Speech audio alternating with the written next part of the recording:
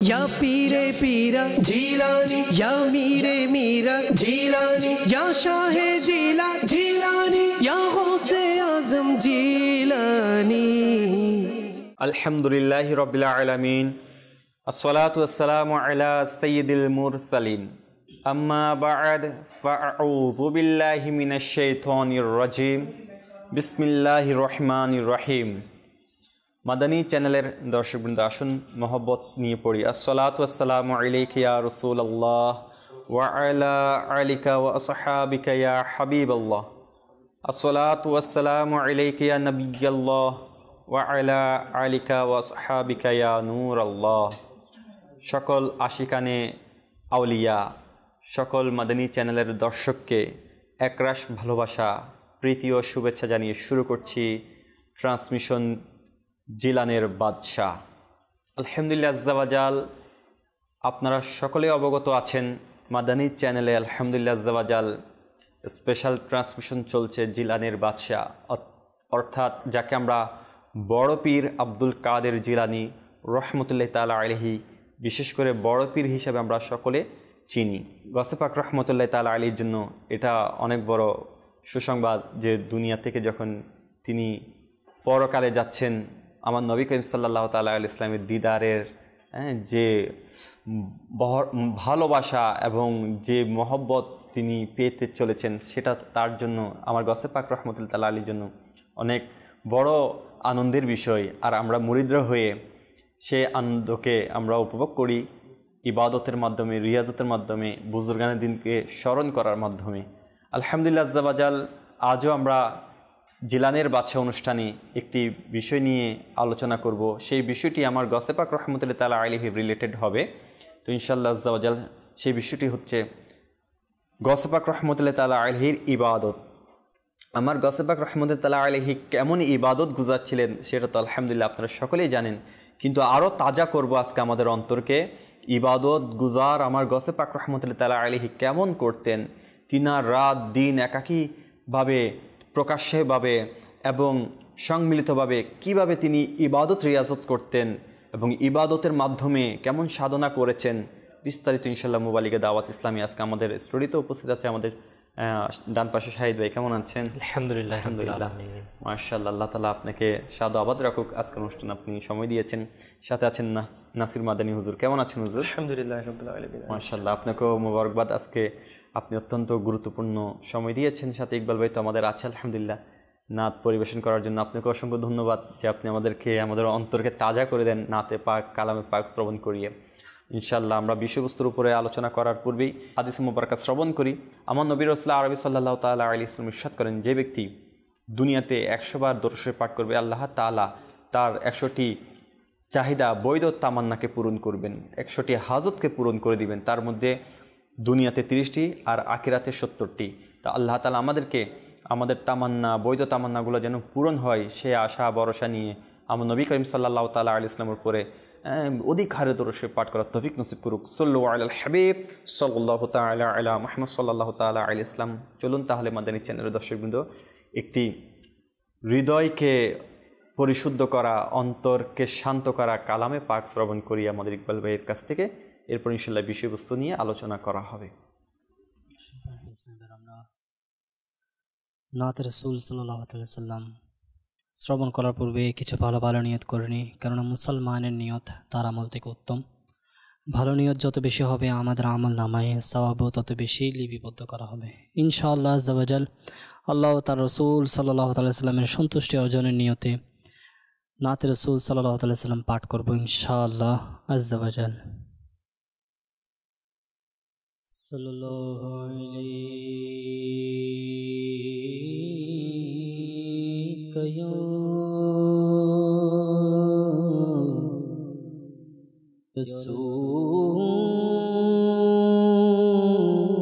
রাসূলুল্লাহ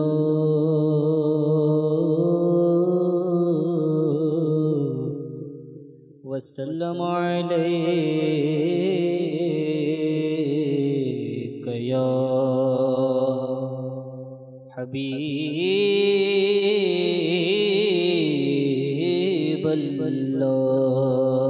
সাল্লাল্লাহু আলাইহি يا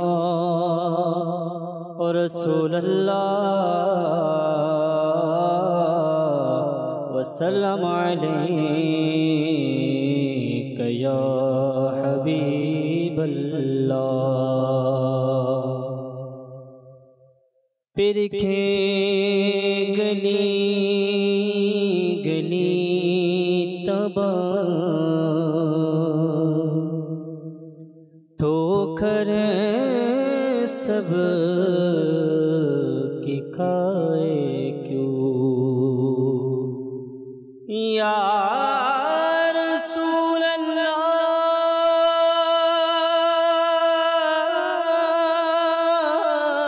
या हबीब अल्लाह। फिर के गली गली तबा ठोकरे सबके खाए क्यों, और दिल को जो खल दे खुदा तेरे गली से जाए क्यों। सल्लल्लाहु अलैहि या रसूल अल्लाह वसल्लम अलैका या हबीब अल्लाह। मोने हमार मुहम्मदेरी धे या रसूल अल्लाह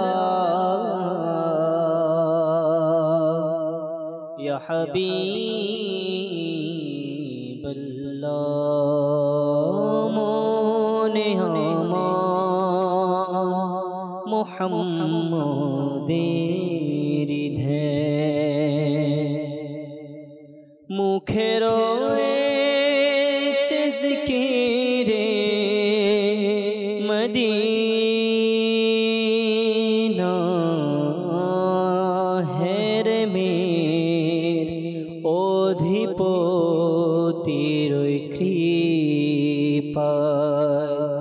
শিখেছি আমি জীবন চালনা। মনে আমার মুহাম্মদের ধ্যান, মন আমার ভেঙে গেলে দুঃখ কি মনে থাকে আমার দয়াল নবী, মনে থাকে আমার প্রিয় নবী। ইয়া রাসূলুল্লাহ ইয়া হাবিবাল্লাহ आका मदीने वाले आका। মন আমার ভেঙে গেলে দুঃখ কি মনে থাকে আমার প্রিয় নবী। মেহমান হয়ে মনে আসার পর, মেহমান হয়ে মনে আসার পর মন আমার হয়ে গেছে মদিনা। মনে আমার মুহাম্মদের ধ্যান, ঝড় বৃষ্টি তুফানের নেই ভয়, চলে যাবে বিমুখ হয়ে নিশ্চয়। দিশারি আমার প্রিয় মুহাম্মদ, কিভাবে ডুবে আমার সফিনা। মনে আমার মুহাম্মদের ঈদের মুখে রয়েছে জিকিরে মদিনা হেরমের অধিপতির কৃপায় শিখেছি আমি জীবন চালনা মনে আমার মুহাম্মদের ঈদের। সুবহানাল্লাহ। মাদানী চ্যানেলের দর্শকবৃন্দ, আশিকের রসুলের অন্তরে সব সময় মদিনার ধ্যান থাকবে, এটাই স্বাভাবিক। কারণ একটি মাছ সে তখনই আশ্রয়হীনতা মনে করে, সে তখনই অস্থিরতা করে যখনই তাকে কোনো পুকুর, নদী, সাগর থেকে তুলে ফেলা হয়। সে তখনই আনন্দ পায়, তখনই সে স্বস্তির নিঃশ্বাস পেলে যখন তাকে কোনো পুকুর, নদী বা সাগর আবার রেখে দেওয়া হয়। সে সেখানে নিরাপদ মনে করে, সে শান্তি পায়, তার অন্তরে শান্তি পৌঁছে। ঠিক আশিকানে রসুলের অন্তরে যারা নবীর ভালোবাসা নিয়ে দিন রাত যাপন করছে, তাদের শুধু একটি তামান্না, তারা যেন মদিনা শরীফ গিয়ে আমার নবীর রজা শরীফের সামনে দাঁড়িয়ে আমার নবীর প্রতি ভালোবাসা পোষণ করতে পারে।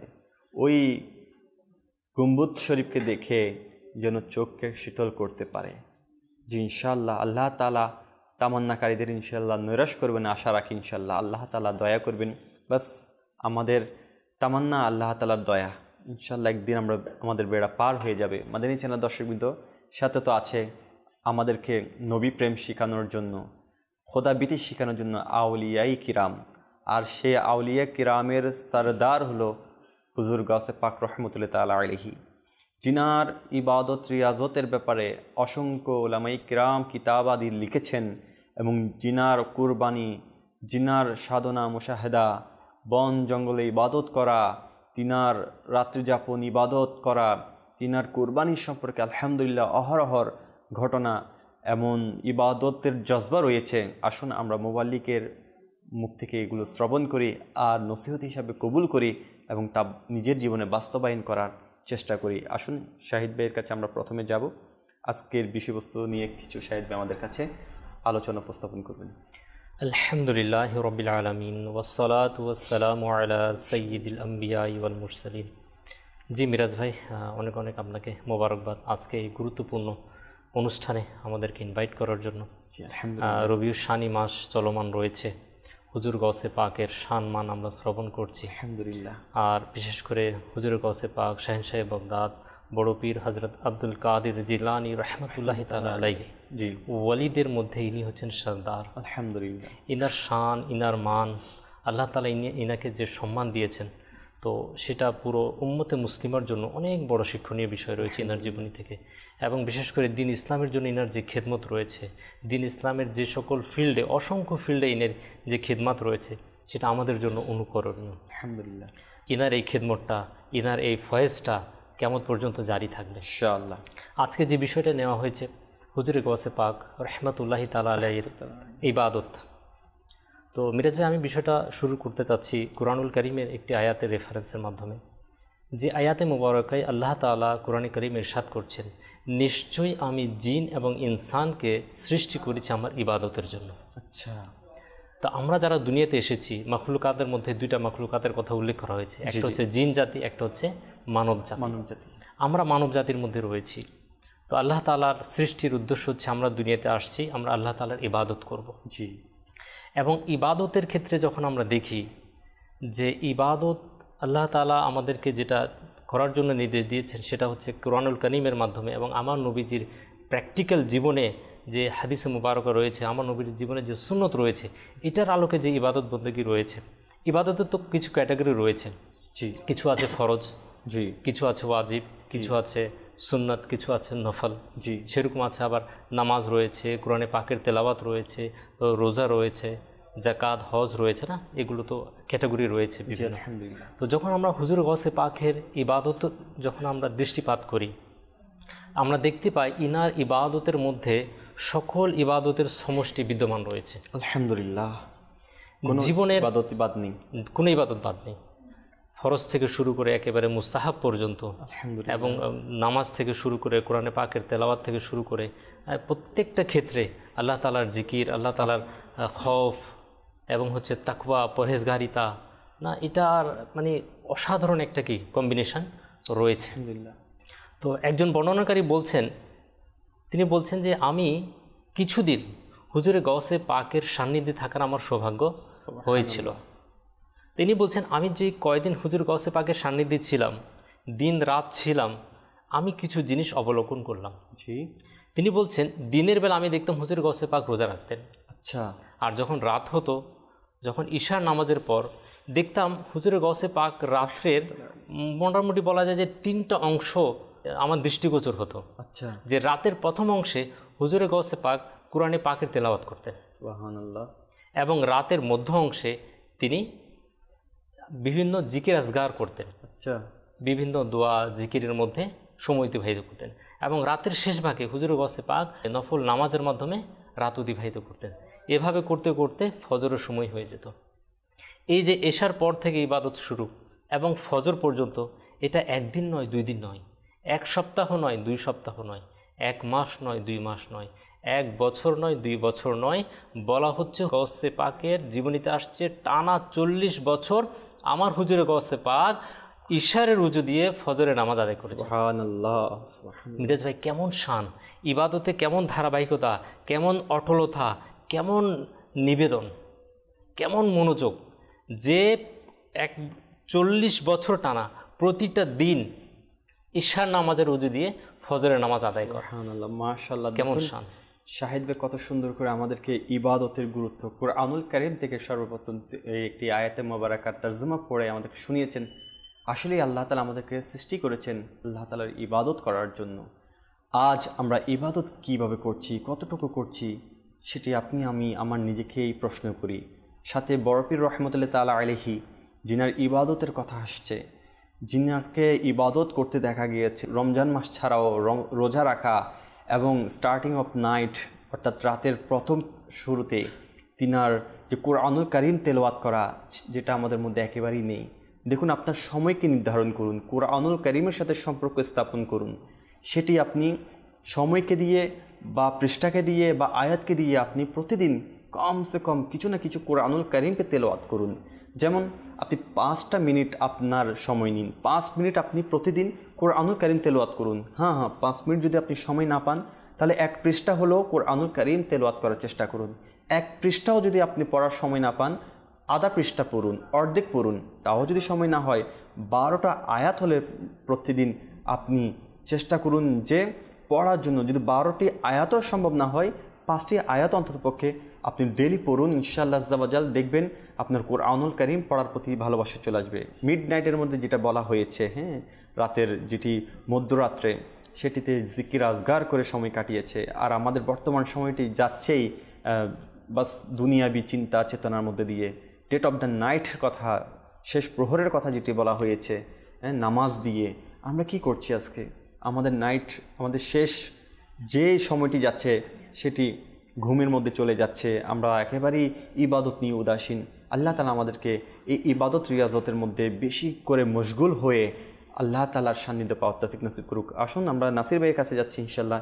তিনার কাছ থেকে ইনশাআল্লাহ আমরা আমাদের আজকে বড় পীর আব্দুল কাদের জিলানী রহমতুল্লাহ তাআলা আলাইহি ইবাদতের গুরুত্ব সম্পর্কে ইনশাআল্লাহ সুন্দর আলোচনা শুনব। আলহামদুলিল্লাহি রাব্বিল আলামিন ওয়াসসালাতু ওয়াসসালামু আলা খাতামিন নাবিয়্যিন।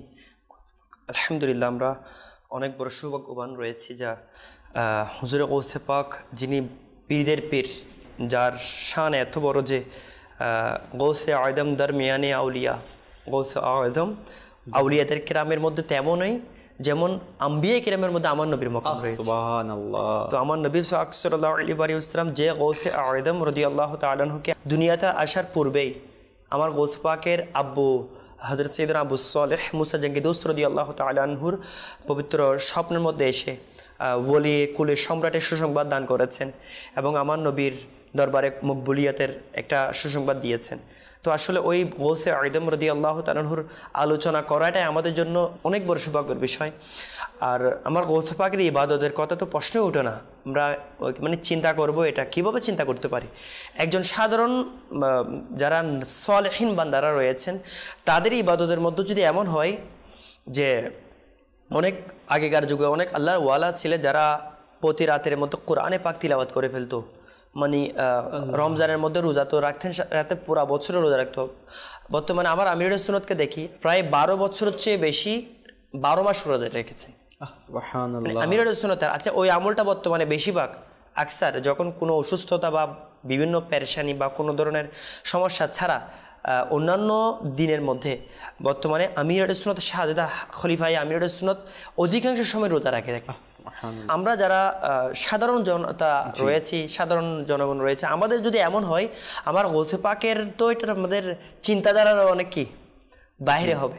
তো আমার গৌসে পাকের ইবাদত সম্পর্কে ইনশাআল্লাহ আযজা ওয়া জাল আমরা আমার আমিরুল সুন্নতের কিতাব একটা সাপের বেশের জিনের মধ্যে অনেক সুন্দর করে এখানে ইরশাদ করেছেন।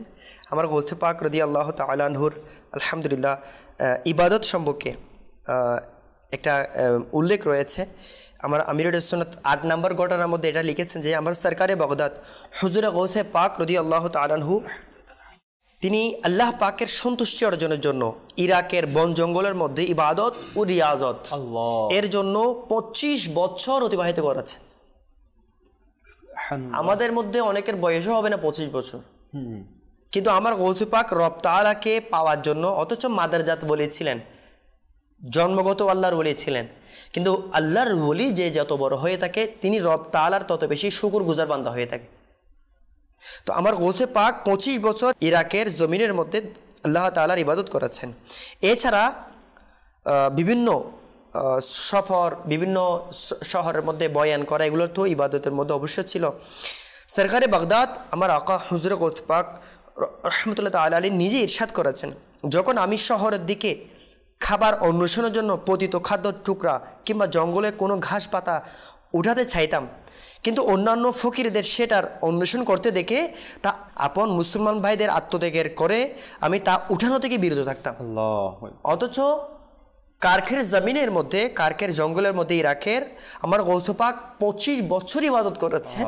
ও ইবাদত কালে খাবারের প্রয়োজন হলে লতা পাতা যেটা মানে কোনো ফল বা পড়া আছে পতিত করি ওটা পর্যন্ত নিতেন না। কেন? কোনো ফকিরের, কোনো অপর মুসলমানের যদি প্রয়োজন হতো নিজের ক্ষুধা নিবারণ করে নিতেন, নিজের ক্ষুধা সহ্য করে নিতেন, কিন্তু ওটা নিতেন না। ইরশাদ করেছেন আমার গৌসে পাক নিজেই,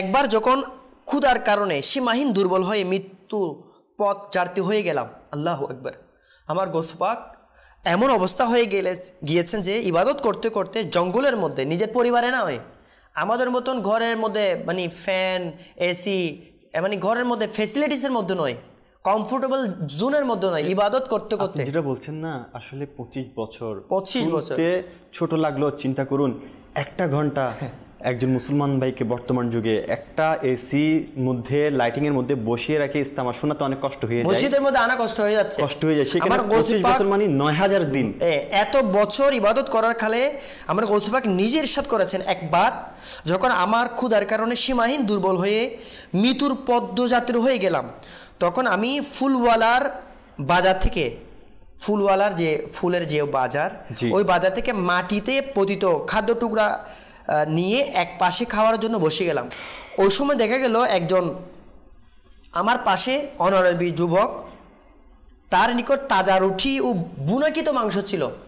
মানে এমন ক্ষুধা, মানে মৃত্যুর পদযাত্রী ওই অবস্থায় রাস্তা থেকে কুড়িয়ে, ফুলবাজারের রাস্তা থেকে কুড়িয়ে কিছু খাবার জন্য আমার গৌসে পাক যখন নিয়ে বসলেন, ওই সময় দেখলেন যে এক পাশে যুবক রুটি এবং বুনা গুস্ত নিয়ে বসে খাচ্ছে। তো এমন সময় আমার কাছে এক অনারবি যুবক আসলো, তার নিকট তাজা রুটি ও বুনাকিত মাংস ছিল, যা সে আমার পাশে বসে খেতে লাগলো। তাকে খেতে দেখে আমার আগ্রহ প্রবল হয়ে গেল খাবারের প্রতি, যেহেতু অনেক দিন পর্যন্ত ক্ষুধা ইবাদত করতে করতে। যখন সে খাবার খাওয়ার জন্য মুখে লোকমা ওঠাতো, তখন ক্ষুধার তীব্রতা জ্বালায় অনিচ্ছা সত্ত্বেও মন চাইতো হা করে দিই এবং সেজন্য আমার মুখের মধ্যে একটা লোকমা দিয়ে। আল্লাহু আকবার। তো অবশেষে আমি আমার নফসকে ধমক দিলাম, ওই অবস্থায় আবার নফসকে ধমক দিচ্ছে, বলে আমার নফসকে ধমক দিলাম, তুমি খাবার জন্য অদৃশ্য হইও না, আল্লাহ তাআলা আমার সাথে আছে, সুবহানাল্লাহ, ইন্নাল্লাহা মাআস সাবিরিন। ওই ক্ষেত্রে আমরা মুরিদদেরকে শিক্ষা দিচ্ছেন যে হে মুরিদরা, তোমাদের কষ্ট আসবে, তোমাদেরও অভাব আসবে করে, শুধু আমার গৌস পাকের নয়, আমার গৌস পাকের আকা আমার ইমাম হুসাইন রাদিয়াল্লাহু তাআলার কষ্ট এসেছিল, ধৈর্য ধারণ করেছে কারবালার ময়দানে। স্বয়ং আল্লাহর রসুল সাল্লাল্লাহু আলাইহি ওয়া সাল্লামের পবিত্র ঘর মোবারকে কয়েক মাস হয়ে যেত এমন চুলার মধ্যে আগুন জ্বলতো না, আল্লাহ পাথর বেঁধেছেন। তো আমার নবী কষ্ট করেছেন, ইমাম হুসাইন রাদিয়াল্লাহু তাআলা আনহু কষ্ট করেছেন, আমার গৌস পাক কষ্ট করেছেন, যেন যারা গোলাম আসবে তারা যেন অভাবের মধ্যে কখনো ধৈর্য হারা না হয়, সবসময় যেন আমার রব তাআলার প্রতি রাজি থাকে, আমি রবের প্রতি রাজি আছে, আল্লাহ তাআলা আমাকে যা দিয়েছেন আলহামদুলিল্লাহ, ইন্নাল্লাহা মাআস সাবিরিন, এটা শিক্ষা দিচ্ছেন। এরপর আমার গৌস পাক ইরশাদ করেছেন, আল্লাহ তাআলা আমার সাথে রয়েছেন, চাই মৃত্যু আসুক, আমি ওই যুবক থেকে কখনো চেয়ে খাবার খাবো না। আল্লাহু আকবার, শিক্ষা দিচ্ছেন আমাদেরকে আমার গৌস পাক। এটা আমার আমিরুল সুন্নাতের কিতাব সাবের বেশের জিনের মধ্যে এটা লিখেছেন এই ঘটনাটি। তো এরপর মানে এটা তো শেষ, একদম স্টেপ শেষ, মৃত্যু আসলো, আমি কি নফসকে বললেন, হে নফস, আমার মৃত্যু আসতে পারে, তার কাছ থেকে খুঁজে কখনো খাবো না। এর ফজিলত কি হবে, বেনিফিট কি হবে সামনে আসতে। আল্লাহু আকবার। হঠাৎ ওই যুবকটি আমার দিকে তাকালেন, হঠাৎ বলতে লাগলেন, ভাই আসুন আমার সাথে আপনিও খাবারের শরীক হয়ে যান। সুবহানাল্লাহ। দেখেন, নফসকে শাসিয়েছেন, আমাদেরকে শিক্ষা দিয়েছেন, সাথে সাথে আল্লাহ পাকের পক্ষ থেকে অটোমেটিক ওই যুবকটা ডেকে খাবারের জন্য বসিয়ে দিলেন। আমি খেতে অস্বীকৃতি জানালাম, আমি খাবো না। যখন সে আমাদের খাবার জন্য জোর করলো, তখন আমার নফস আমাকে খাবার জন্য উৎসাহিত করলো, কিন্তু আমি এর পরও খেতে রাজি হলাম না। শেষ পর্যন্ত ওই যুবকের বারবার জোর জবরদস্তিতে বাঁচতে না পেরে কিছু খেয়ে নিলাম। খেতে খেতে সে আমাকে বলতে লাগলো, আপনি কোত্থেকে এসেছেন? বলেন, আমি তো জিলান থেকে এসেছি। সে বলল, আমি তো জিলানের লোক। আল্লাহ, একই জায়গার লোক। আচ্ছা আচ্ছা বলুন তো, আপনি কে? প্রসিদ্ধ আল্লাহর ওলি হযরত সাইয়্যিদুনা আব্দুল্লাহ সুমাই এর পৌত্র অর্থাৎ নাতি হযরতে সাইয়্যিদুনা আব্দুল কাদের জিলানী রহমতুল্লাহ তাআলা আলাইহিকে আপনি চিনেন? কাকে বলছেন? আমার গোস্ত পাককে বলছেন।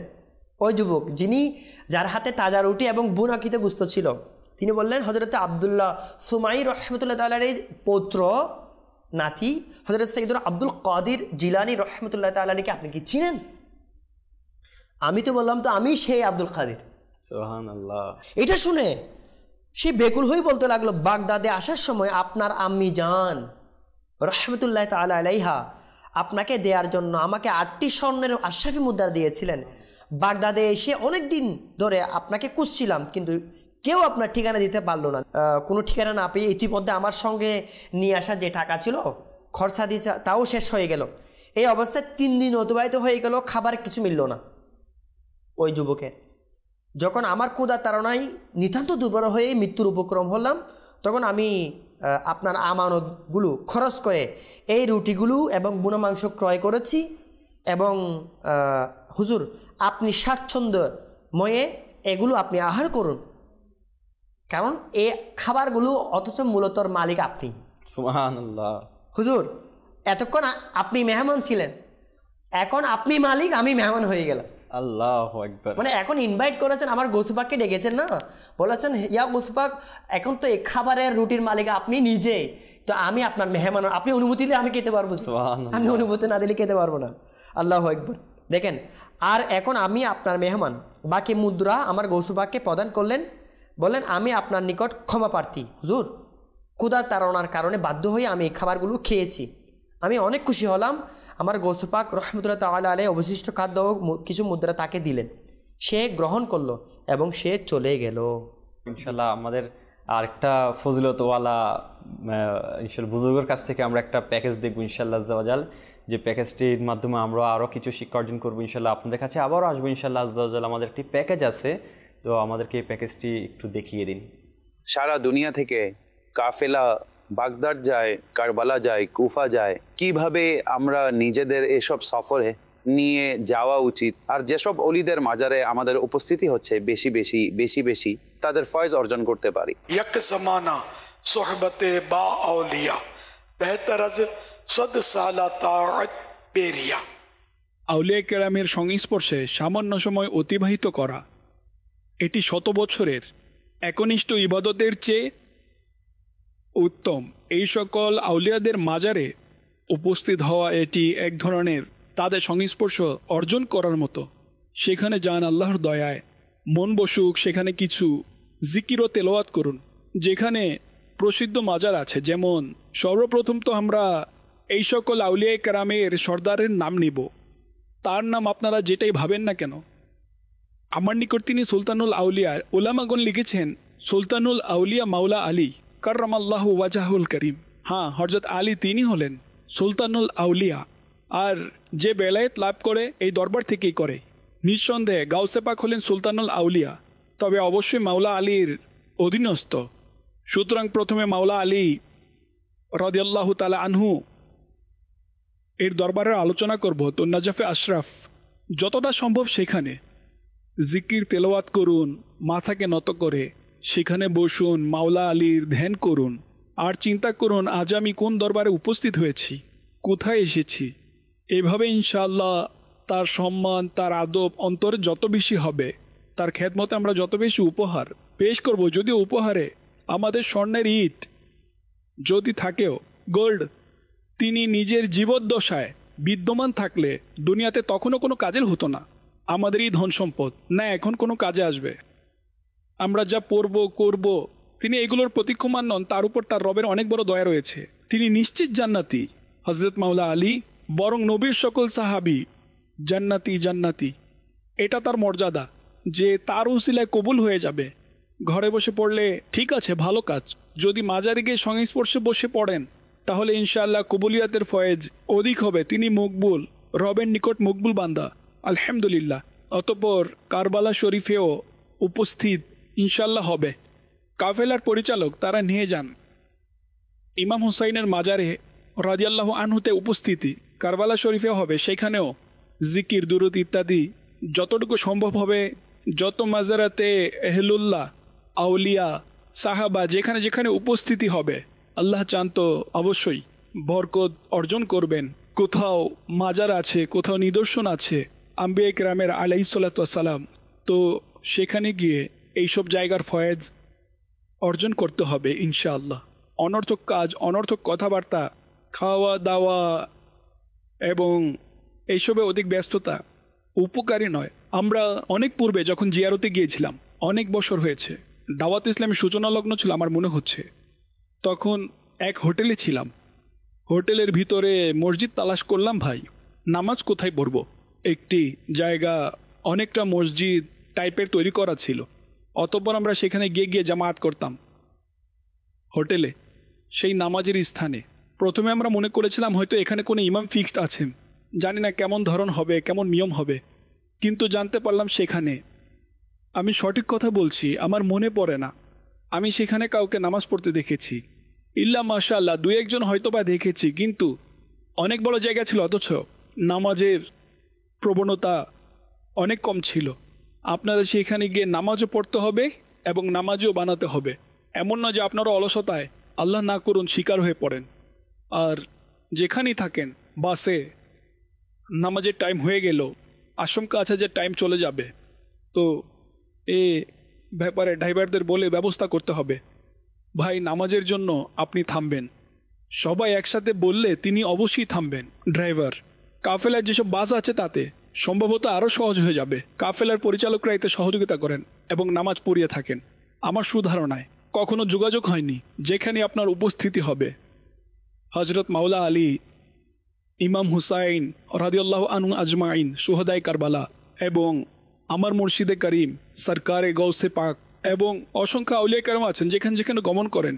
যদি মনে থাকে, উপযুক্ত মনে করেন, তাহলে আমার আগ্রহপূর্ণ সালাম আরজ করবেন। আর এইটু আরজ করবেন যদি সম্ভব হয়তো যে কমপক্ষে জীবনে একবার হলেও হাজির হওয়ার সৌভাগ্য নসিব হয়। ইমামে আজম আবু হানিফাও সেখানে আছেন, আমাদের ইমাম, তার মাজারে অবশ্যই যাবেন ইনশাআল্লাহ, সেখানেও সালাম আরজ করবেন। আদব বান্দের থেকে আমরা আদব শিখি। আমার প্রিয় মুর্শিদ মৌলানা মোহাম্মদ ইলিয়াস আত্তার কাদিরি রজবি জিয়াই দামাত বরকতুল্লাহ আলিয়া, আলহামদুলিল্লাহ আমির আহলে সুন্নাত আমাদেরকে যেভাবে তরবিয়ত দিচ্ছেন এবং যেভাবে ইশকে রসুল ইশকে আউলিয়া শেখাচ্ছেন এবং আদব সহকারে কিভাবে উপস্থিত হওয়া আর নিজেও সেই তামান্না করা যে সালাম পেশ করার ব্যাপারে, তো মদিনা আলহামদুলিল্লাহ এমন একটি সংগঠন যা দাওয়াত ইসলামী আজকে আমাদেরকে বাস আউলিয়াদেরকে সম্মান করা, আউলিয়াদের পদাঙ্ক অনুসরণ করে চলার ব্যাপারে আমাদের যে শিক্ষা দিচ্ছেন, তো আলহামদুলিল্লাহ সেই শিক্ষায় শিক্ষিত হয়ে যেন আমরা আমাদের পথ চলতে পারি এবং ইহদিনাস সিরাতাল মুস্তাকিমের মধ্যে যেন আমরা চলতে পারি, এই আল্লাহর ওলিদেরকে অনুসরণ করে আল্লাহ তাআলা সে তৌফিক দান করুক। অনেক কলও আমাদেরকে দর্শকবৃন্দরা করেছেন আমাদের স্টুডিওতে, আলহামদুলিল্লাহ আজ্জা ওয়া জাল, তাদের কলগুলোকে একসাথে অন্তর্ভুক্ত করে নিই ইনশাআল্লাহ। এরপর আমরা সামনের দিকে অগ্রসর হব। আমি চট্টগ্রাম খাতাবাড়ি থেকে মোহাম্মদ ইউসুফ। এই নারায়ণতলা আমরা সবসময় দেখি, আপনাদের এই চ্যানেলগুলো আমার খুব পছন্দনীয়, আমরা সবসময় তো আপনাদের চ্যানেল দেখি, আপনাদেরকে ধন্যবাদ। মাশাআল্লাহ। জি, পরবর্তী কল। আমার নাম মোহাম্মদ রবিউল ইসলাম, বাগেরহাট জেলা। একটা গজল শুনতে চাই, আমার টিয়া নাই পয়সা নাই, কেমনে যাবো মদিনায়। আচ্ছা, ইনশাল্লাহ বাস দোয়া করতে থাকেন, মদিনায় চলে যাবেন। আর ইনশাল্লাহ ওই যে আমার গৌস পাক রহমতুল্লাহ আলাইহি রাতের প্রহরে যেভাবে ইবাদত করতেন সেভাবে গোপন আল্লাহ তাআলার ইবাদতে লেগে যান এবং দুই চোখের পানি ছেড়ে দিন। ইনশাল্লাহ আল্লাহ তাআলা একদিন আপনার টাকা ছাড়াই ব্যবস্থা করে দিবেন ইনশাআল্লাহ আজ্জা ওয়া জাল। জি, পরবর্তী কল। আমি সাক্ষী নগর থেকে বলছি, খুলনা বিভাগ, মুজিবুর রহমান। আপনাদের অনুষ্ঠান আমরা দেখছি, খুব ভালো লাগে, আমাদের অনুষ্ঠানগুলো দেখি, খুব ভালো লাগে।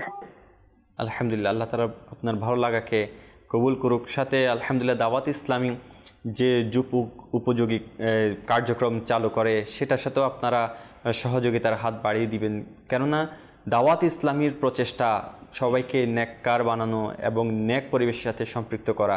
আলহামদুলিল্লাহ সেই ধারাবাহিকতায় আপনারা সকলেই জানেন কিছুদিনের মধ্যেই আমাদের টেলিথন ক্যাম্পেইন শুরু হচ্ছে, দান অনুদান ক্যাম্পেইন। হ্যাঁ, ইনশাআল্লাহ আজ্জা ওয়া জাল আমরা যতটুকু সম্ভব দাওয়াত ইসলামীর এই কার্যক্রমগুলোকে সামনের দিকে অগ্রসর করানোর জন্য এই টেলিথনে আপনারা সকলেই ইনশাআল্লাহ শরীক শামিল হয়ে অপরকেও ইনশাআল্লাহ উৎসাহ প্রদান করে যাতে দাওয়াত ইসলামীর আরও অধিক ডিপার্টমেন্ট যেন সুন্দরভাবে চালাতে পারে সেই সহযোগিতা আপনাদের কাছে কামনা করছি।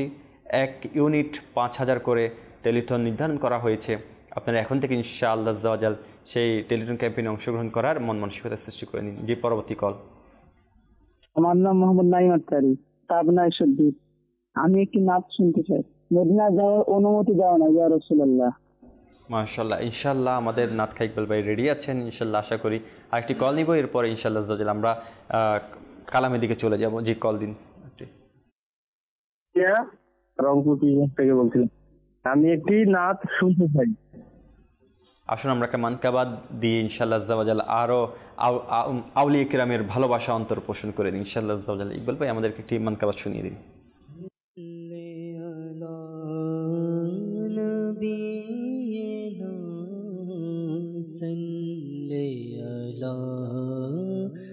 करीमेना सल्ले अला नबीना सल्ले अला मुहम्मदिन। करो मन के पुष्प खोली गो से आजम, करो दूर दुख সবই গৌসে আজম। করো মনকে পুষ্প করি গৌসে আজম, করো দূর দুঃখ সবই গৌসে আজম। বলেছে যে গৌসে মুহূর্তে,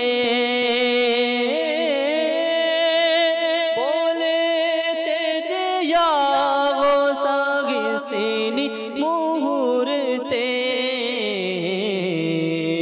বিপদ দূর হলো সবই গৌসে আজম, বিপদ দূর হলো সবই গৌসে আজম। করো মনকে পুষ্প কলি গৌসে আজম, করো দূর দুঃখ সবই গোসে আজম তোমায় ডাকবো না তো ডাকবো আমি কারে গোসে আজম দস্তগীর পীরানে পীর আব্দুল কাদের দস্তগীর তোমায় ডাকবো না তো ডাকবো আমি কারে বিপদের সাহারা তুমি গো সে আজম বিপদের সাহারা তুমি গো সে আজম করো দূর দুঃখ সবই গোসে আজম করো দূর দুঃখ সবই গোসে আজম হবে না কেন শান তোমার অতি মহা গোসে আজম গোসে আজম হবে না কেন শান তোমার অতি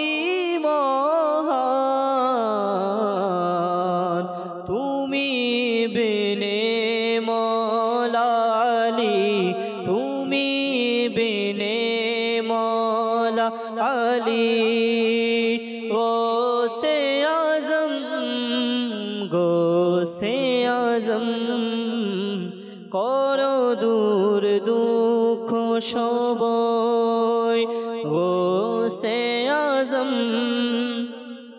করো মনকে পুষ্প কলি গোসে আজম ওলিদের ঘাড়ে কদম তোমার মুর্শিদে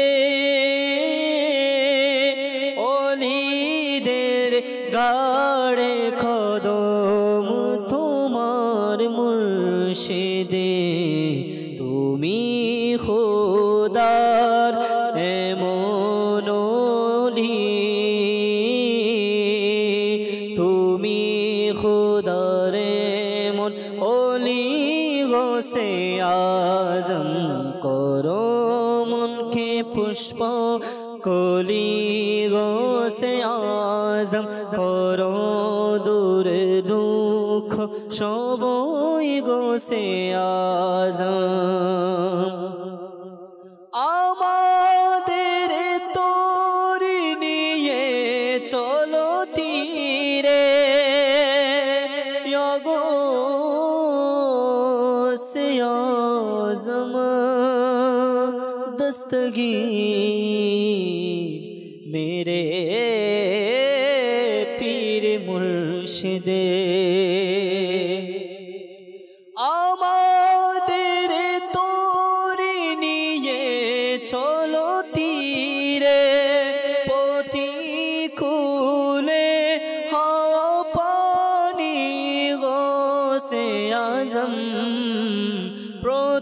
প্রতিকূলে হাওয়া পানি গোসে আজম করো মনকে পুষ্প কলি গোসে আজম করো দূর দুঃখ কলি গোসে আজম করো দূর দুঃখ সবই গোসে আজম করো মনকে পুষ্প কলি গোসে আজম সুবহানাল্লাহ আলহামদুলিল্লাহ গৌসে পাক রহমতুল্লাহ তাআলা আলাইহি আল্লাহ তাআলা মুসলমানদেরকে আলহামদুলিল্লাহ এমন এমন ইসলামিক ইভেন্টস দিয়েছে যে ইবাদতে ব্যস্ত থাকতে পারি আলহামদুলিল্লাহ। এই যে এর আগের মাসে আমরা আমাদের নবী করিম সাল্লাল্লাহু তাআলা আলাইহি ইসলামের আগমনের খুশি উদযাপন করে কত নানা ইবাদত রিয়াজতকে আমরা কেন্দ্র করে নফল আমল করেছি আলহামদুলিল্লাহ। এই গৌসে পাক রহমতুল্লাহ তাআলা আলাইহিকে কেন্দ্র করে, বরপীরকে কেন্দ্র করে সারা এশিয়া মহাদেশে আলহামদুলিল্লাহ কত ইবাদত রিয়াজতের, কত ইলমে দিন শিখানোর মজলিস তৈরি হবে আলহামদুলিল্লাহ। এভাবে সামনে আবার রজব মাসও চলে আসবে 2-1 মাস পরে, এরপর শাবান মাস, আবার রমজান মাস। মুসলমানকে আল্লাহ তাআলা এক একটি মাস দিয়ে আলহামদুলিল্লাহ এমন এমন ধন্য করেছে যে ইবাদতের মধ্যে ব্যস্ত থাকতে চাইলে আমরা থাকতে পারি। কি বলেন শাহিদ ভাই? জি জি, মাশাআল্লাহ, ইবাদতের কথা চলছে। তো একটা বিষয় যে ইবাদতে মনোযোগ কেমন হওয়া চাই। জি, আমরাও নামাজ পড়ি, অবশ্যই অনেক সময় দেখা যায় আমরা নামাজের মধ্যে বিভিন্ন জাগতিক চিন্তা ভাবনা আমাদের মধ্যে চলে আসে। আসুন আমরা শুনি ওয়ালিদের সর্দার যিনি, সুলতানুল আউলিয়া যিনি, হুজুর গৌসে পাকের ইবাদতে মনোযোগ কেমন থাকতো। বলা যায় আমার হুজুর গৌসে পাক বলছেন, আমি একবার জামে মনসুরে নামাজ আদায় করার জন্য গেলাম। জি, আমি নিয়ত করলাম নামাজ জারি আছে, এমন সময় সেজদার দিকে আমার দৃষ্টি, দেখলাম সেজদার জায়গাতে একটা বড় বিষধর সাপ এসে বসে গিয়েছে। আচ্ছা, এবং এই সাপটা মুখকে হা করে রয়েছে। আচ্ছা, কিন্তু আমার গৌসে পাক ওই অবস্থায় নামাজে পূর্ণ মনোযোগ রেখে, নামাজ কিন্তু ভঙ্গ করেননি, নামাজে পূর্ণ মনোযোগ রেখে সেজদা যাওয়ার সময় সেজদা গিয়েছেন, সাপটিকে সরিয়ে উনি সেজদা পরিপূর্ণ করেছেন। আল্লাহু আকবার, সুবহানাল্লাহ, কেমন শান আল্লাহর ওলির। আমার হুজুর গৌসে পাক বলছেন, এরপর যখন আমি সেজদা থেকে উঠলাম, ওই সাপটা আমার ঘাড়ের মধ্যে দিয়ে প্রবেশ করলো। আচ্ছা, ঘাড় থেকে উঠে আমার এক হাতের আস্তিন থেকে আরেক হাতের আস্তিনে বের হতে লাগলো। এরপর হুজুর গৌসে পাক বলছেন, যখন আমি সালাম ফিরিয়ে নামাজ শেষ করলাম, তখন ওই সাপটি অদৃশ্য হয়ে গেল। এরপর দ্বিতীয় দিন আমার হুজুর গৌসে পাক বলছেন, আমি একই জায়গায় আমি আবার নামাজের জন্য যখন আসলাম, তো দেখি সেখানে একজন লোক খুব বড় বড় চোখ নিয়ে দাঁড়িয়ে আছে। ওই লোকটির চোখ ছিল অস্বাভাবিক ধরনের বড়। আমার হুজুর গৌসে পাক ভাবলেন, এ নিশ্চয়ই কোনো মানুষ না, এ হচ্ছে জিন। আচ্ছা, যখনই হুজুর গৌসে পাক এটা ভাবলেন যে এ হচ্ছে জিন, তখনই সে বলল, হে গৌসে পাক, আমি গতকাল সাপ রূপে আপনি যাকে দেখেছিলেন সেটা আমি ছিলাম। আচ্ছা, আমি সেই জিন গতকাল সাপ রূপে আপনার সামনে এসেছিলাম, কিন্তু আমি ব্যর্থ হয়েছি। এর পূর্বে আল্লাহর ওলিকে আমি এভাবে পরীক্ষা করেছি, কিন্তু নামাজের মধ্যে আপনার যে দৃঢ়তা আমি দেখেছি সেটা আমি আর কারোর মধ্যে। কেমন আমার হুজুর গৌসে পাকের নামাজে মনোযোগ, যে সাপ চলে এসছে তারপরও বিন্দু মাত্র মনোযোগ কি করে নেই, সরে নেই। আল্লাহ তাআলার প্রতি কেমন আমার হুজুর গৌসে পাকের মুহাব্বত এবং হচ্ছে শান। মাশাআল্লাহ, দেখুন আসলে দেখুন ইবাদতের, নাসির ভাই, যে আমরা ইবাদত করি, রিয়াজত করি, অনেক সময় আমাদের মন বসে না, কিন্তু আল্লাহর ওলিদের রাতকে রাত এগুলো ইবাদতের মধ্যে তারা ব্যস্ত ছিলেন এবং স্বাদ পেয়েছেন। হ্যাঁ, আমরা কেন স্বাদ পাচ্ছি না আজকে আমাদের এই অবস্থা কেন, এই হালত কেন নাসির ভাই? হাকিকত তো উলামায়ে কেরাম এভাবে লিখেছেন কিতাবের মধ্যে, ইবাদত 3 প্রকার। আচ্ছা, এটা একটা প্রকার। একটা হচ্ছে জাহান্নামের আযাব থেকে বাঁচার জন্য ইবাদত করা। দ্বিতীয় নম্বর হচ্ছে জান্নাত পাওয়ার জন্য ইবাদত করা। আর তৃতীয় নম্বর যে প্রকার, তারা হচ্ছে অনেক প্রাধান্য আল্লাহ পাকের দরবারে, জান্নাতের তামান্নার জন্যই ইবাদত করা, ওটা তো অটোমেটিক চলে আসবে। জি, জাহান্নাম থেকে বাঁচার জন্য করছে না জান্নাতের জন্য করছে, তারা মূলত আমার খালিস আমার রব তাআলাকে খুশি করার জন্য করছে। মানে আমার প্রিয় নবী সাল্লাল্লাহু আলাইহি ওয়াসাল্লামের ইবাদত কেমন ছিল, যদি ইবাদতের ডিসকাস হচ্ছে, আমার নবীর ইবাদত সম্পর্কে আমরা বলবো না, এটা হক তো আদায় হবে না। আল্লাহ রসুল সাল্লাল্লাহু তাআলা, যিনি মালিকে কুল, যিনি মালিকে দু জাহাঁ, যিনি জান্নাতের মালিক, আল্লাহ পাকের দান ক্ষমতায় আমার প্রিয় নবী সাল্লাল্লাহু আলাইহি ওয়াসাল্লাম একবার, নামাজ তো আমার নবীর জন্য 6 ওয়াক্ত ফরজ ছিল, জি, আমাদের জন্য 5 ওয়াক্ত, উম্মতের জন্য, আমার নবীর জন্য 6 ওয়াক্ত, তাহাজ্জুদ সহ 6 ওয়াক্ত। তো তাহাজ্জুদের নামাজে ছিল ইশাক, চাস, আওয়াবিন, মানে যতগুলো নামাজ রয়েছে এগুলো ছিল। এছাড়া এক্সট্রা ইবাদত কেমন ছিল আমার নবীর, রাত্রে ইবাদত করতে করতে আমার নবীর পবিত্র পা মুবারক, আল্লাহ যেটা দুনো জাহানের মালিক ও মুখতারের, আমার নবীর কদম মুবারক যখন অস্বাভাবিকভাবে ফুলে গিয়েছিল, মানে কষ্টের কারণে, ইবাদত বেশি করার কারণে, তখন আম্মিজান মা আয়েশা সিদ্দিকা রাদিয়াল্লাহু তাআলা আনহা দেখে, মানে একটা না আমার নবীর প্রতি মায়ার কারণে, মহব্বতের কারণে। ইয়া রাসূলুল্লাহ, আপনাকে এত ইবাদত কেন করতে হচ্ছে কষ্ট করে? আল্লাহ তাআলা আপনাকে তো মালিকই জান্নাত বানিয়েছেন, আপনার উসিলায় মানে আউয়ালিন ও আখিরিনে বখশিশ হবে। আউয়ালিন ও আখিরিন যারা আছে পূর্ব এবং পরবর্তীতে, তাদের বখশিশ হবে আপনার উসিলায় ইয়া রাসূলুল্লাহ। তা আপনি কেন ফরজ ইবাদত, নফল ইবাদত এগুলো তো করছেন, এইছাড়া এক্সট্রা এত বেশি ইবাদত, মানে আরামের শরীর মুবারককে আরামের সময়ও ইবাদত, আরামের শরীর দাঁড়িয়ে নামাজ, হ্যাঁ আমার নবীকে, তো এটা কেন ইয়া রাসূলুল্লাহ? আপনি যে বলছেন না ইবাদতে কেন স্বাদ পাচ্ছি না, তো আমার নবী কত সুন্দর বলেছেন, ওয়াফাদার মানে কেমন পরিচয় দিয়েছেন রব তাআলার দরবারে, মানে আফালা আকুনা আবদান শাকুরা।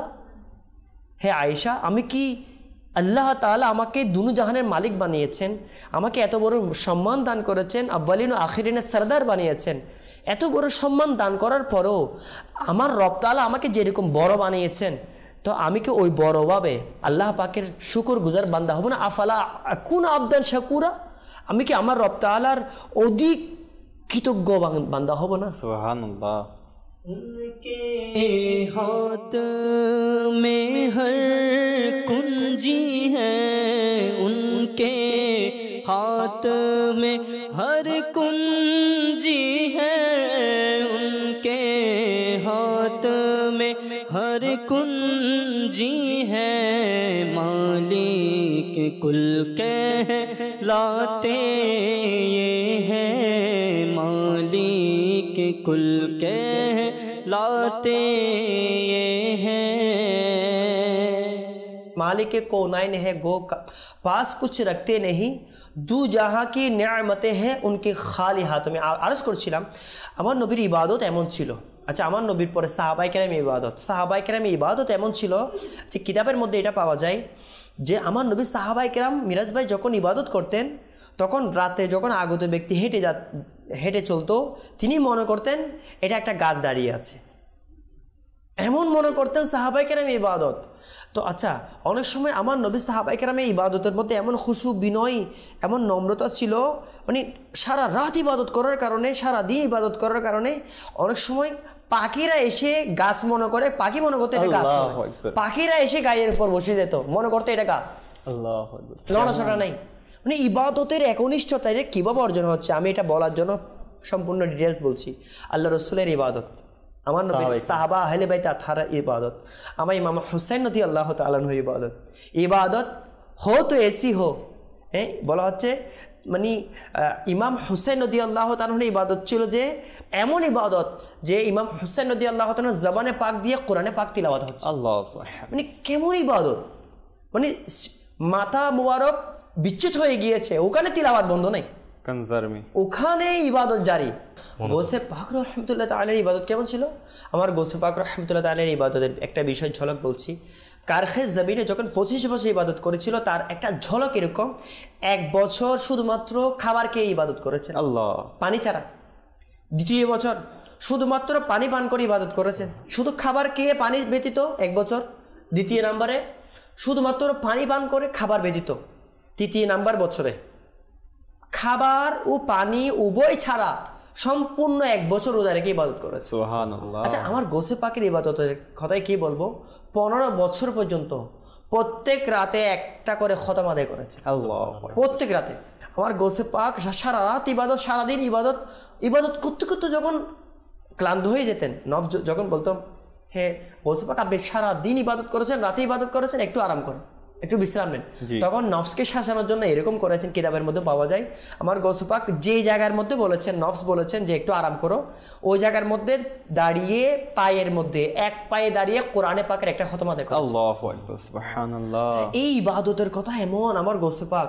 তো আমরা যদি আরেকটু সামনে যাই, হযরত সাইয়্যিদাতুনা রাবিয়া বসরিয়া রাহমাতুল্লাহি আলাইহা এমন ছিল, কিতাবের মধ্যে পাওয়া যায়, সারা রাত ইবাদত করতেন, সারা দিন ইবাদত করতেন, করতে করতে করতে রাত্রে যখন ঘুমের জন্য বাপ যখন চলে আসতো, নিজের নফস যখন বলতো একটু ঘুমিয়ে যাও, সারা দিন রোজা রেখেছেন, বলতে আচ্ছা এখানে দুনিয়াতে একটু ঘুমিয়ে কি লাভ হবে, একটা কাজ করো, আর একটু ইবাদত করো, একটু ইবাদত করো, তোমাকে জান্নাতের মানে দরজা জানালা খোলা কবরের মধ্যে একদম জান্নাতের বাগানের মধ্যে ঘুমের জন্য ব্যবস্থা করো।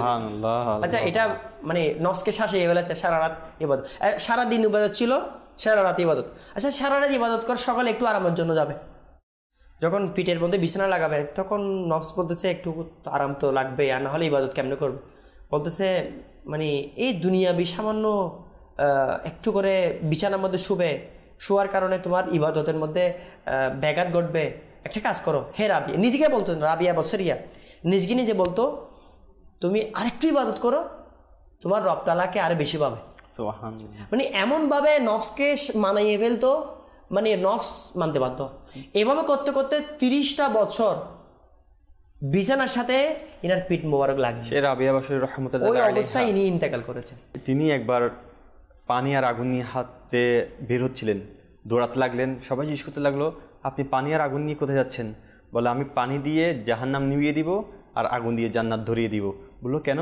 বলছে মানুষ কেন জান্নাত আর জাহান্নামের জন্য ইবাদত করে? কেন জান্নাতে যাওয়ার জন্য আর জাহান্নাম থেকে বাঁচার জন্য? আল্লাহকে পাওয়ার জন্য কেন ইবাদত করে?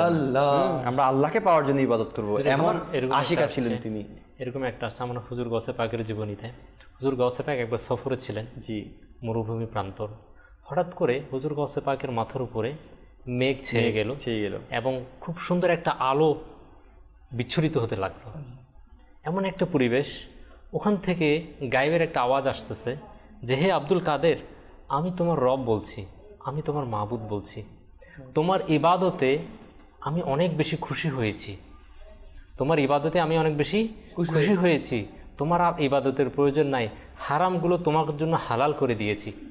তখন সাথে সাথে আমার হুজুর গৌসে পাক আউযু বিল্লাহি মিনাশ শাইতানির রাজিম পাঠ করলেন। আমার হুজুর গৌসে পাক বললেন এটা রবের পক্ষ থেকে না, এটা হচ্ছে শয়তানের পক্ষ থেকে। এটা কার পক্ষ থেকে? শয়তানের পক্ষ থেকে। শয়তানের পক্ষ থেকে। তো দেখেন কেমন হুজুর গৌসে পাকের শান, এত ইবাদত বন্দেগী, এত রিয়াজত, এত আল্লাহ তাআলার প্রতি বিনয়ী, যে শয়তান ধোঁকা দিতে আসছে রব তাআলার মেসেজ হিসেবে, কিন্তু সাথে সাথে সে হুজুর গৌসে পাকের কাছে ধরা খেয়ে গেল এবং সে বিতাড়িত হয়ে গেল। এই জিনিসগুলো আলহামদুলিল্লাহ দেখেন যে আমরা বুজুর্গের দিন থেকে শিখছি, শয়তানের ধোঁকা কিন্তু প্রতিনিয়ত থাকে। সেজন্য আমাদেরকে বাঁচতে হবে, আমাদের বাচ্চাদেরকেও বাঁচাতে হবে। আর সেই বাঁচানোর জন্য দাওয়াত ইসলাম একটি পরিবেশ করে দিচ্ছে। আসুন বাচ্চাদের একটি প্যাকেজও আছে, আমরা দেখি পরে ইনশাআল্লাহ কথা বলবো। মারহাবা ইয়া গৌসে পাক, মারহাবা ইয়া গৌসে পাক, মারহাবা ইয়া গৌসে পাক। মাশাআল্লাহ, দেখলেন তো মাদানী চ্যানেল দর্শকবৃন্দ, শুধু আলহামদুলিল্লাহ দাওয়াত ইসলামী এমন একটি পরিকল্পনা নিয়ে এই সংগঠনকে সামনে দিকে নিয়ে যাচ্ছে যে বৃদ্ধ থেকে শিশু পর্যন্ত সবাই আশিকে আউলিয়া হবে, আউলিয়াদের দেওয়ানা হবে, ইশকে রসুল নিয়ে জীবনযাপন করবে এবং গুনাহ থেকে বাঁচার পরিবেশ সৃষ্টি করবে ইনশাআল্লাহ। সে ধারাবাহিকতায় দাওয়াত ইসলামী আজ কিডস মাদানী চ্যানেল, আজ দাওয়াত ইসলামী বুজুর্গের Madani channel, Madani channel Bangla, Madani channel Urdu, Madani channel English, আলহামদুলিল্লাহ এটি শুধু মিডিয়ার মাধ্যমে দিন প্রচার করার জন্য, সাথে তো আরও 200টারও বেশি ডিপার্টমেন্ট রয়েছে যার মাধ্যমে আলহামদুলিল্লাহ অগণিত খিদমত হচ্ছে। সেই মাদানী চ্যানেল এবং দাওয়াত ইসলামকে আপনি কেন সঙ্গ দেবেন না? টেলিটন আসছে সামনে, আবারও স্মরণ করে দিচ্ছি ইনশাল্লাহ সেই টেলিটনে আপনারা অংশগ্রহণ করবেন, অপরকে অংশগ্রহণ করার জন্য উৎসাহ দিবেন। দেখছিলাম জিলানের বাদশাহ, আলোচনা চলছিল আজকের বিষয় গৌসে পাক রহমতুল্লাহ তাআলা আলাইহির ইবাদত। আর এই ইবাদতের মধ্যে তারা স্বাদ পেয়েছেন, আমরা আজকে স্বাদ পাচ্ছি না। আমরা স্বাদ কোথায় পাই? গানের মধ্যে। স্বাদ কোথায় পাই? বেহায়াপনার মধ্যে। স্বাদ কোথায় পাই? সারা রাত জেগে আড্ডা দেওয়ার মধ্যে। দেখুন এই স্বাদটা আমরা এই গুনাহের মধ্যে পাচ্ছি, আর আল্লাহর ওলিরা ইবাদতের মধ্যে পাচ্ছে। ইবাদতের মধ্যে এত স্বাদ পাচ্ছে যে বিছানার সাথে তাদের পিঠ লাগাতে চাচ্ছে না। আল্লাহর ইবাদতের মধ্যে আরও বেশি স্বাদ আছে। আপনি একবার ইবাদত করে তো দেখুন, একবার এমন মহলে এসে তো দেখুন, একবার এমন পরিস্থিতিটা আপনি দাঁড়িয়ে তো দেখুন, ইনশাআল্লাহ আজ্জা ওয়া জাল সত্যি আপনার ওই ইবাদতের মধ্যে এত ভালোবাসা, এত আশা আকাঙ্ক্ষা জেগে যাবে যে আপনার ওই ইবাদত ছাড়তে ইচ্ছা করবে না। আল্লাহ তাআলা আমাদেরকে বোঝার আমল করার তৌফিক দান করুক। আগামী পর্বে আবার ইনশাআল্লাহ আজ্জা ওয়া জাল এই ধারাবাহিক ট্রান্সমিশনের মধ্যে আরেকটি বিষয় নিয়ে ইনশাআল্লাহ মুবাল্লিগদের সাথে বসে আলোচনা করব। দেখতে থাকুন মাদানী চ্যানেল। সাল্লু আলাল হাবিব সাল্লাল্লাহু তাআলা আলা মুহাম্মদ সাল্লাল্লাহু তাআলা আলাইহি ওয়াসাল্লাম। या पीरे पीरा जीलानी, या मीरे मीरा जीलानी, या शाहे